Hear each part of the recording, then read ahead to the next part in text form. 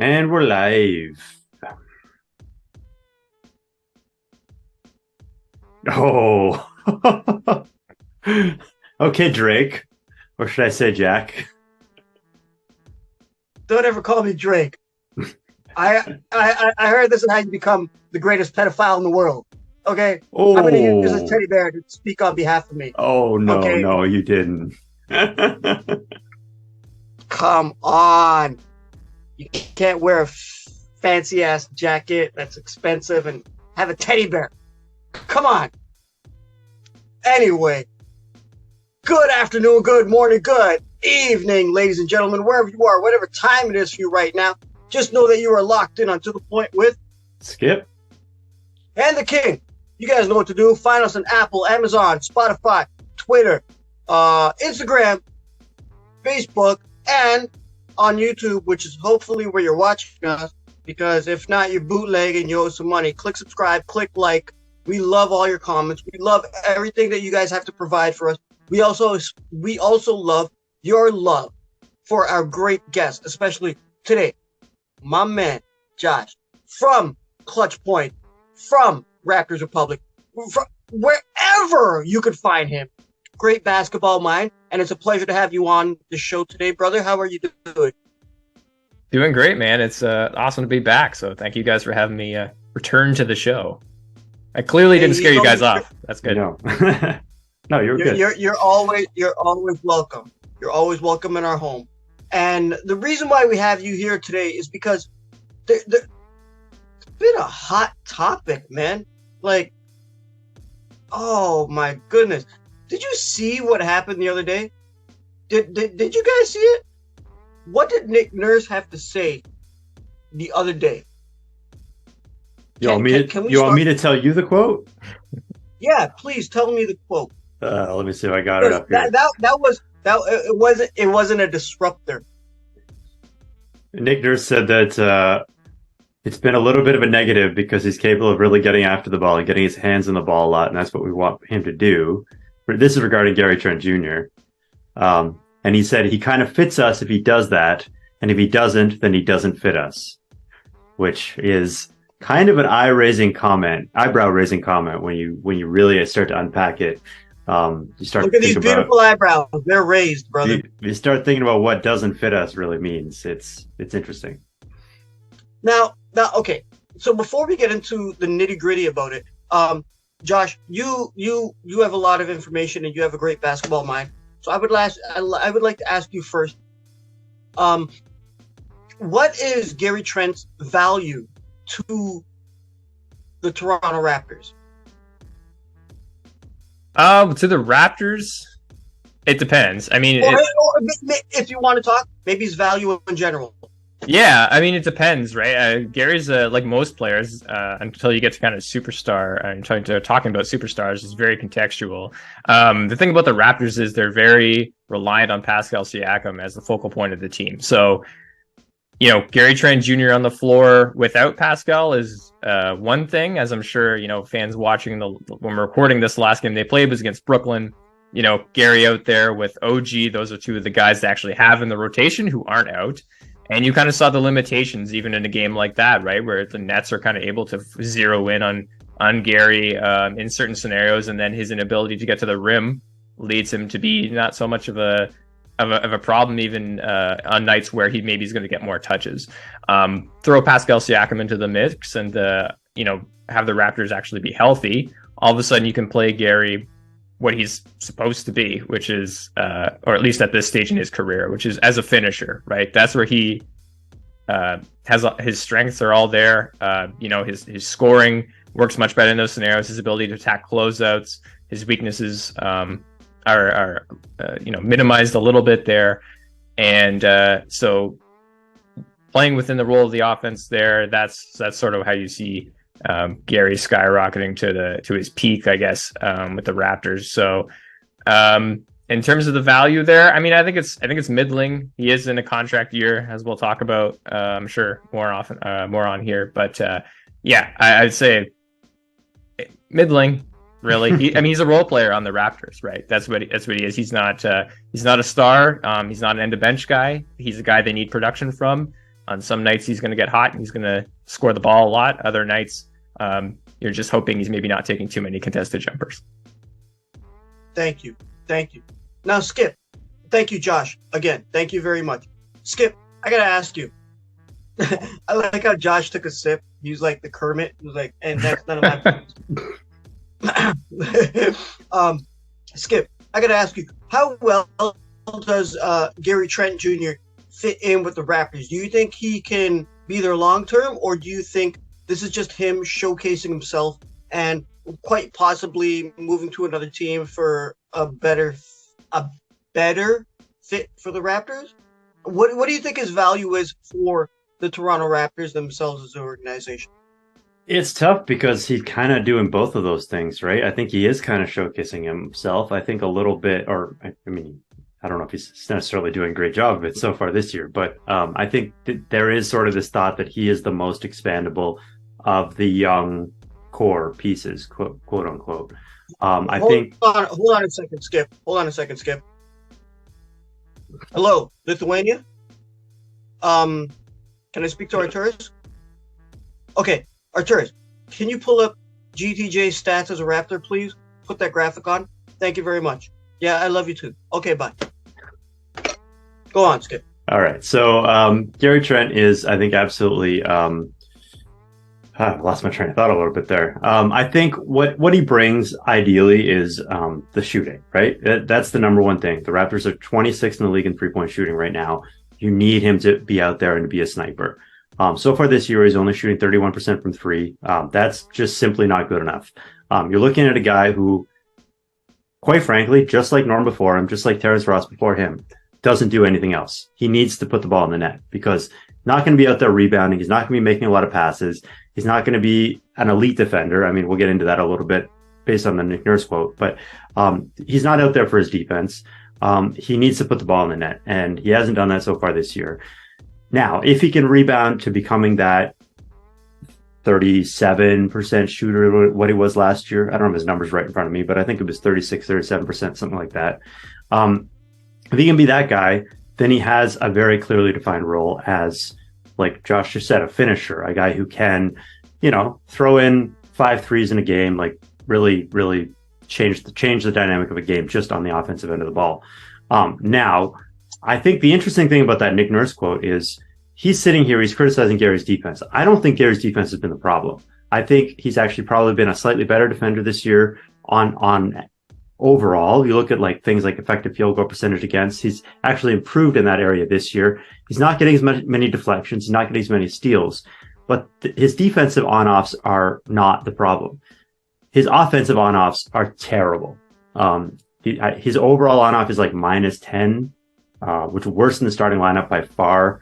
It's one of the worst on the team. I think the only one worse is Delano Banton, which is interesting in its own right, but that's a much deeper down the roster issue. So I think it's really interesting that he's -10. Get into the Mondam, bro. Well, it's interesting that he's got a -10 plus minus, but also he's been playing so many minutes with the starters who normally prop up the players around him. So the fact that his offense has really cratered, he's not a good enough defender to stay on the floor when his offense is cratering. And I think that's what it comes down to. Thank you, Skip. You guys mind if I weigh in here? Sure. Is that cool? Yeah, sure. Go for it. Jump in, man. Okay. Now, let me tell you guys something. Skip, I've been saying this for so long. When Gary Trent is hot, he's hot. Mm-hmm. Give him the damn ball. Let him just go. When he's not, get his ass off the floor. Why do you keep him in and lose these games? He's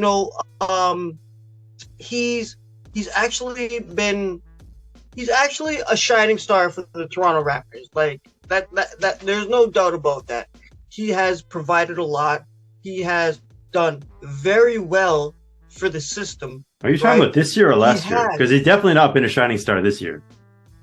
Well, this year he's only not even 2 points off from scoring average from what he did last year, right? I'm looking at the numbers right now. Yeah. His 3-point percentage is a little bit lower, probably 31%. 31% instead of 37%. from 38. Yeah. From 38, right? Yeah, and that's fine. That's fine. He's still playing his level. But like I said, when he's on, he's on. Give him the damn ball. When it's like NBA Jam. He's on fire! Give it to him. When he's not, kick his ass to the bench, right? Bring somebody else on. The Raptors have a lot of depth. They wouldn't have to worry about with him being out.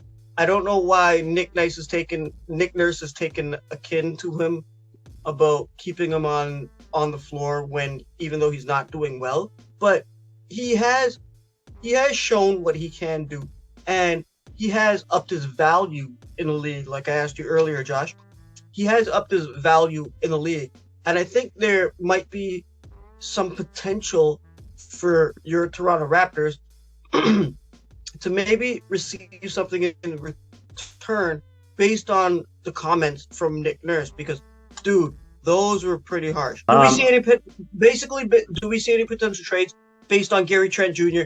stepping up and upping his value? Well, sorry, I took too long. I've sort of been looking at a couple of these. So there's a few names out there that kind of jump to mind. Don't jump on mine. Well, let me back it up a little bit first. So I think you have to think, the first thing you have to think about when you're talking about Gary Trent trades is you got to think about the contract situation, right? Because we're looking at a guy who has a player option next year, but essentially, assuming it declines that, you're looking at a guy who's basically an expiring contract, a 24-year-old on an expiring contract. So the question long term is, do you want to extend that player and keep him in your system when keeping in mind that you're going to have to extend OG, Pascal, and Fred VanVleet going forward as well, because VanVleet also has a player option for next year. So the larger question is, okay, do you want to extend Gary Trent Jr.? And then if you don't want to extend him, or if you want to explore trades instead of extending him, what contract situation are you going to have coming back? Are you going to be trading him for another guy that's expiring and another guy that you're going to have to extend and re-up? Or maybe you're going to trade him for someone who's got a 2 or 3 year window, and then maybe as you sign some of these other guys, you kick that guy off into the sunset? Or are you going to more look to trade him for even younger pieces and maybe take a step back with an eye towards the future? So there's sort of 3 or 4 different ways you can go with a Gary Trent Jr. trade. And I think there's a few different scenarios where it would make sense. I would say keep in mind that you always want to, the thing is, Trent, as much as he's a role player, his shooting is so important to this team. I think it's really tough to trade him for someone who's a non-shooter or someone who's not going to be an impact player as a shooter going forward this year. So some of the names we've sort of floated around in the group chat offline, we've been talking about the Bogdanoviches, both of them would both be interesting fits. Bojan is probably the more likely to get moved because he's on Detroit. And then I think Miles Turner is one name that I keep coming back to. Skip, don't get ahead of me, man. Okay, look, don't start with the Miles Turner because I got something for that. Keep going. All right. Well, okay. So those are some names right now. I'll let Josh jump off if you want. Yeah, yes, I mean, Josh, please tell us potential trades if Gary Trent were to go. Yeah, I mean, I think it's important to talk about when you consider a Gary Trent deal potentially. So the goal is always to win the trade, right? It's weird because like it sounds simple, but I'm not sure everyone considers that always. And winning trades is really hard in the NBA. Obviously, Masai and Co. and Bobby have shown the ability to do that with most of the deals that they've made, but that's why they are so careful about the deals they actually make. So if you're trading Gary Trent Jr., considering the Raptors' current situation, which we haven't seen a lot of this year's team fully healthy, unfortunately. However, I think when we have seen them, I think they're a really good team because Siakam has taken a jump. OG has taken a jump. Fred is sort of figuring out how to integrate himself best into the current version of the team when those two guys are healthy, but he can do it. He's very good as well. Yeah. Boucher, right? So the starting group of this team is a very good team, right? So if they were looking to trade Gary, the Raptors are buyers. I think they want to be making a move that pushes them upwards rather than down. I think the Raptors are closer to contention than they are to bottoming out. And those kind of deals are very difficult to find for a guy like Gary. I mean, this is why the Raptors were in the KD deal conversations in the summer, right? They are one of the few teams that's primed because they have so many assets, Gary being one of them, to actually make a deal for a superstar because they can give up some of those guys and still retain their core and push themselves to a championship level. That's that's a time sensitive spot to be in. It doesn't last very long because, like, as we were just discussing, you have to pay guys eventually, right? So what teams usually do is they trade them for one guy or another. So I think you just have to consider, right? What kind of deal are you making? Are you able to find one of those deals? Those deals are hard to find. If not, are you making a lateral deal, to kind of bring in a guy who does sort of what Gary does, but maybe you're just, he's locked into a couple more years, whatever. Well, sorry to cut you up, but I mean, no, go. Kind of look at the norm for a Gary deal. I mean, that was a little bit lateral in a way because I mean they're basically play the same role. Sure, yeah. Obviously, Trent's a lot younger and yada yada. But anyway, go on. Yeah. No, yeah, exactly. Like, I mean, and sometimes it's also, are those deals there to be had too? Like, does another team want to do something like that, right? Like, it's just there's a lot of considerations that come into play when you're talking about moving a guy like Gary. And obviously, as you guys are about to discuss, I mean, Miles Turner's been circling the Raptors, and they've been circling each other for a while. I mean, you literally this season, Miles Turner went on a podcast with the biggest news breaker in the league, in and around the NBA, and said, "Yeah, trade me to the Lakers. I'm good with that." So I don't remember that, but it happened. That's where your career goes to die. But if you want to stay fresh and alive, like myself, right? I'm going to cut in here. You guys go to wedolaundry.ca, punch in the promo code to the point. You get 5% off. Okay. They come to your door. They pick up your clothing. They wash. They fold. And they will bring it right back for you. So you guys go check out wedolaundry.ca for a 5% off discount using the To The Point promo code.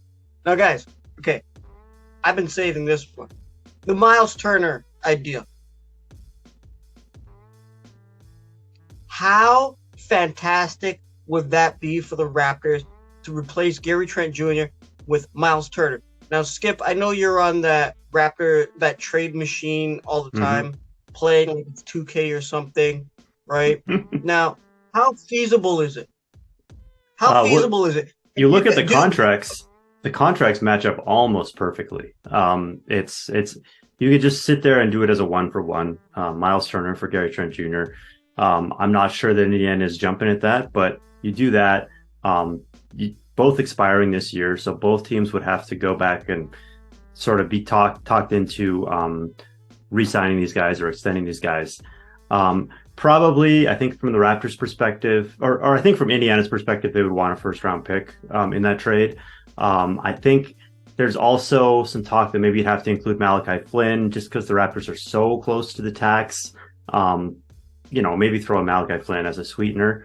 My favorite version of this trade, and I'm going to throw it up on the screen right now, is I like Malachi Flynn, Khem Birch, Gary Trent, did you hear that?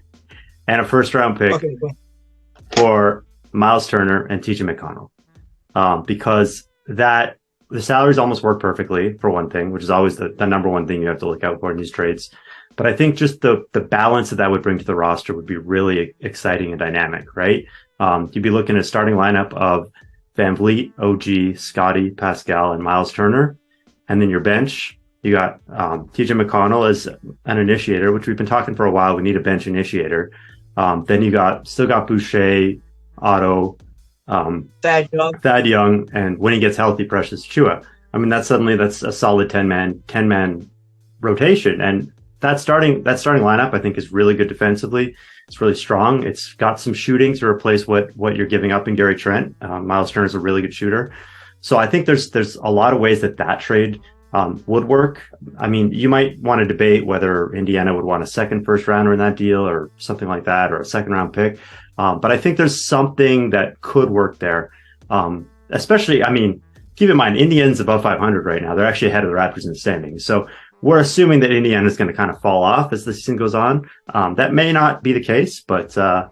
Anyway, that's 2 games of the fourth. So yeah, I mean, everyone's bunched up. It's not a big thing. But anyway, that's the trade that I keep coming back to that one and sort of chewing on it. And is there a way we can make that work? I don't know. I don't know if Josh, if you have any big Trent trades. What do you think about that? Do you have a potential trade? Or do you want to talk about Miles Turner? I'll touch on Turner for a second. I don't have a specific potential trade, but I think Miles Turner, and again, like the Raptors and Turner seem to have been circling each other in rumors for years now. I did a whole podcast on this last season. I remember them talking about trying to get Turner at the trade deadline. Rumors were flying. I don't necessarily. I think Turner would be a solid fit on the Raptors. I think that could make sense. In terms of like, is it a move that really pushes them? Does it move them needle super significantly? I'm not sure it does, because the Raptors' number one issue is they just don't create any rim pressure, right? They don't get defenses in rotation. Just sustain their momentum right now. Yeah, well, I mean, right now, so if the team's fully healthy, you get Siakam, occasionally OG, occasionally Fred, and those are really the only guys that are getting the defense into rotation. I mean, a Miles Turner, Scotty. It's Scotty. It kind of depends, right? Scotty and ISO, not so much, but Scotty on the move, yeah, sure. But like exactly right. Like you need like a Miles Turner, while he's going to do some stuff super well, like you're saying. Like I think a defensive fit is pretty good there, right? We've seen that he can be really successful, and with a bunch of plus defenders around him, that would be really good. Like you're saying, he can stretch the floor too. That's all good. But does it really take the Raptors to that next level in places like the half court? Miles Turner's not like a post up guy, stuff like that. You can't just throw the ball to him to get a bucket. You gotta, he's not that kind of guy. Of course, the spreading this extra spacing helps out a bit for Siakam and stuff like that. That's not something like a Koloko can do at this stage right now. But when the Raptors go small, you sort of see some of those similar ideas. So yeah, I mean, I think he'd be a solid addition, but I think the Raptors, that kind of deal, if it's there, yeah, sure, right. It all depends on kind of what's there. But I do think for the Raptors to get to the. Yeah, I think so. I mean, why not? I guess. I mean, to me, it doesn't. It's cool. It's good. It's fine. You're saying it's not a championship move. It's a move that gets you another spot up in the standings. Sure. Yeah. Kind of. I just think it doesn't address the Raptors' biggest weakness. I mean, if that's what they're going after, that's why I'm just going to jump in. I'm just saying. Yeah. No. Go that's ahead. Why I threw McConnell into the trade, is because I think that they just need someone who can be a little bit of an initiator. Not necessarily. He's not necessarily the guy that's going to create rim pressure, but just someone who can create opportunities for the guys around him, and really help prop up the bench a little bit more than the guys who are out there right now. Because I think the starting lineup, when they're healthy, especially with Pascal, the way he was playing before he got hurt, they do have that in the starting lineup a little bit. They're not elite in that for sure, but they do have that a little bit. Yeah, that's why, when there's conversation and whatever, there was that report, it was a couple weeks ago, where like the Raptors are monitoring SGA, Shai Gilgeous-Alexander, and it's like, well, yeah, every team would be monitoring Shai Gilgeous-Alexander. If you want to trade for Shai. There was also talk last year about the Raptors possibly trading for him. Of course, yeah. The offseason. Yeah, just be prepared to give up Scotty and 2 first rounders, and you might have a shot. No, we're not getting rid of Scotty. There's no way in hell. It's got that Canadian connection. Yeah, I know it'll be good. Him, Banton, Boucher. Yeah, but can you imagine that's like that? That's the exact type of guy. I mean, he's a superstar, right? But that's the exact type of guy. All that guy does is get to the rim in impossible situations. I mean, that's the kind of guy that, like, on the Raptors, that dude takes this team to the next level, obviously. But even if you can get that in a smaller dose, I mean, a much more realistic target, like sort of you're alluding to there, a backup guard that can sort of at least create some kind of penetration, some kind of rotation, keep things running smoothly, whatever. Malachi, I think he's been playing pretty well recently, but obviously, like, this is the first time he's really gotten consistent play, like his whole NBA career. So, there's going to be ups and downs.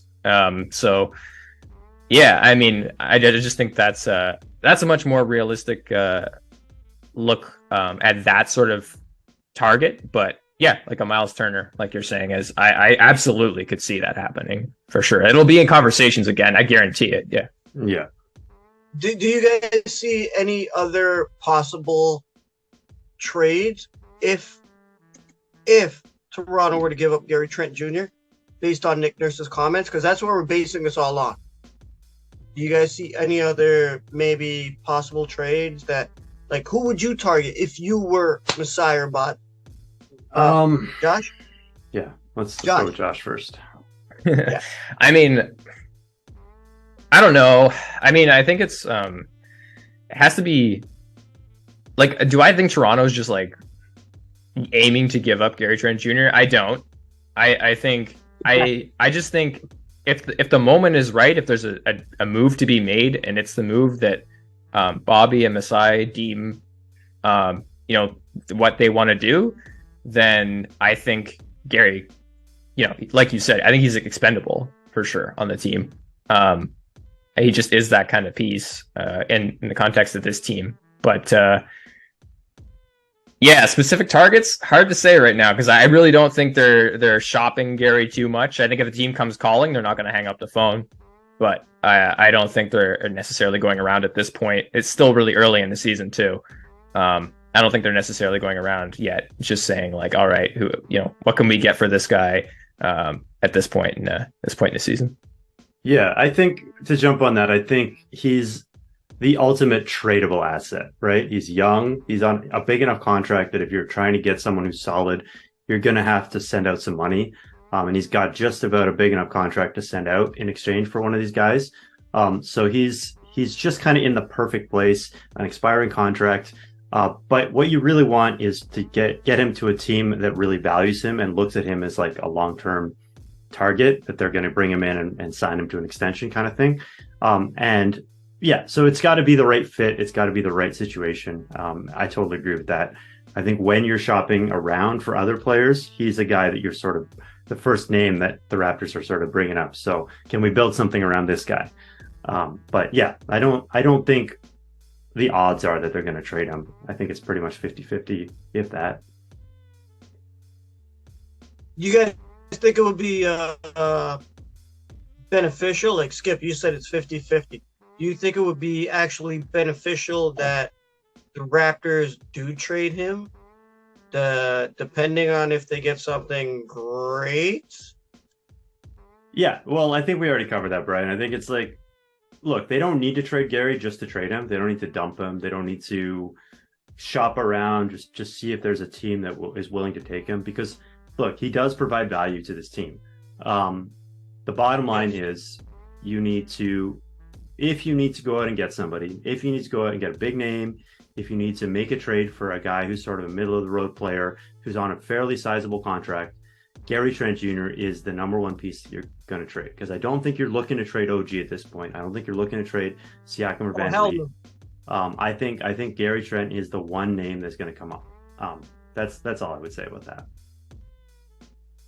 Honestly, before Josh weighs in, I think that the Raptors can hold on to Gary Trent Jr. Like we've all established at some point or another during this conversation that he does offer some value to maybe some other teams. And guys, I think we don't have to rush the Raptors and expect them to get rid of him right away, despite the comments from Nick Nurse. Okay, do you guys agree? Yeah, I don't think they're rushing to send him out the door. I think it's just it adds fuel to the fire that he's the expendable one. Yeah, I mean, people were talking in the summer about trading OG too, and look how that's turned out. I mean, you mentioned like I think this is like one of the things too that people gloss over with players so much, especially in like the Twitterverse and all that, which is a very reactive space. Like Gary Trent Jr. is 23 years old and he's going to be 24 in January. Like he's a young dude, man. Like people have been talking trash about Donovan Mitchell for seasons, and he's been really good with Cleveland, right? Even defensively, like he's not suddenly like a ball stopper, but he's improved. Like there's a lot of time for Gary to improve his game and continue to get better. And I always think that teams giving guys space to be able to do that, while still obviously trying to win and using guys to the best of their ability. I think still trying to develop guys when they're that young is important. So, I think the Raptors have done well with Gary in that regard. I mean, he came from the Blazers and said that wasn't a good environment for him, and has really, he's been really positive talking about the Raptors environment and how that development has been going there. And we've seen improvement, right? And even in the couple seasons he's been here, he has improved defensively. He was not a very good defender in Portland. And he's, improved himself to about an average defender here in a lot of scenarios this season. So, I think there's no reason to not expect that he can continue to develop. And the Raptors have spent a lot of time betting on guys like that. So I think that's always important to consider too. Okay. Thank you, Josh. Thank you, Skip. Guys, we're short on time. We got to wrap it up.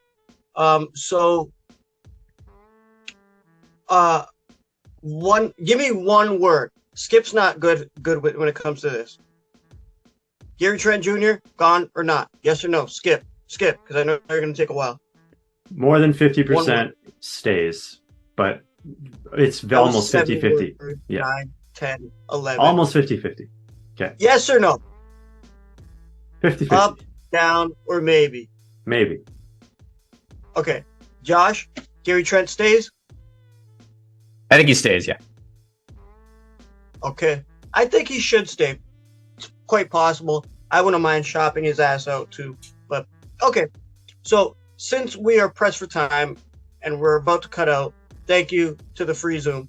And thank you to everybody out there. Thank you, Josh, for jumping on the show. You're always welcome. You're part of the To The Point family as of now. So I christen you. But thank you for coming on, and thank you everybody out there for watching, spending your time, maybe while you're working out, maybe while you're having your breakfast, maybe while you're just sitting there doing nothing, maybe you just want to relax and enjoying us and the stuff we got to say about the Toronto Raptors. On behalf of myself, Skip, and Josh, good afternoon, good morning, good evening, good night, and peace.